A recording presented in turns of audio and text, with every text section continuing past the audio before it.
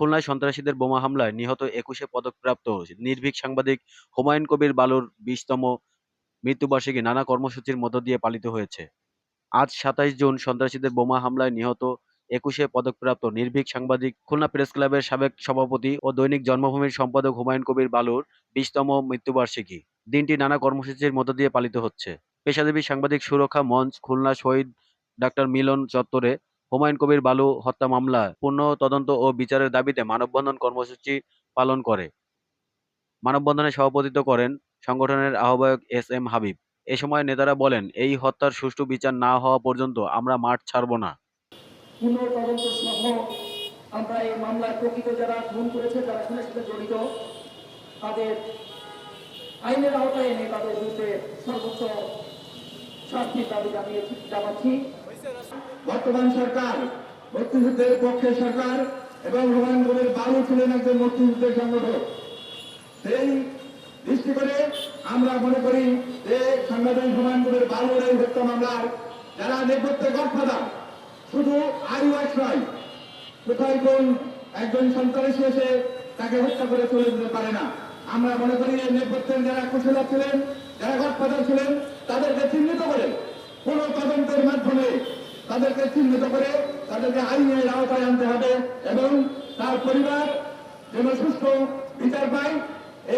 এই অঞ্চলের এই দেশের সাংবাদিকরা যেন সাংবাদিক হত্যার ন্যায় বিচার পায়। এই দক্ষিণ পশ্চিম অঞ্চলের সাংবাদিকরা বারবার নিগৃহীত নির্যাতিত হয়ে পড়ে সত্য প্রকাশ করতে কখনোই দ্বিধাবোধ করেনি।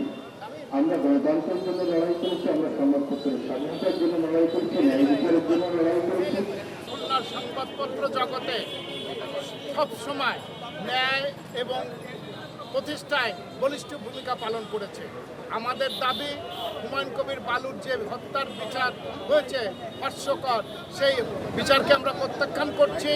আমরা চাই এই হত্যাকাণ্ডের সঙ্গে জড়িত গডফাদার পরিকল্পনাকারীদেরকে শনাক্ত করে পূর্ণ তদন্ত করে প্রধানমন্ত্রী উদ্যোগ নিক যে তাদের বিচারের সম্মুখীন করার জন্য।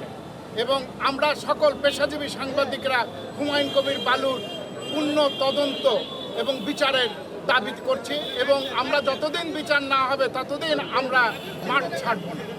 বিএনপি পুলিশ বাহিনী সেই মামলা অন্য খাতে নেওয়ার জন্য তদন্তের নামে নিরন্তরভাবে যাতে প্রকৃত যারা অপরাধী তারা চিহ্নিত হয়।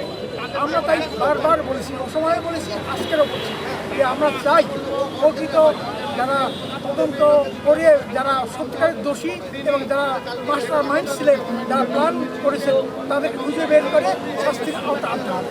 এর আগে সুরক্ষা মঞ্চের পক্ষ থেকে দৈনিক জন্মভূমি অফিসে হুমায়ুন কবির বালুর মোরালে নেতৃবৃন্দ পুষ্পমাল্য অর্পণ করেন।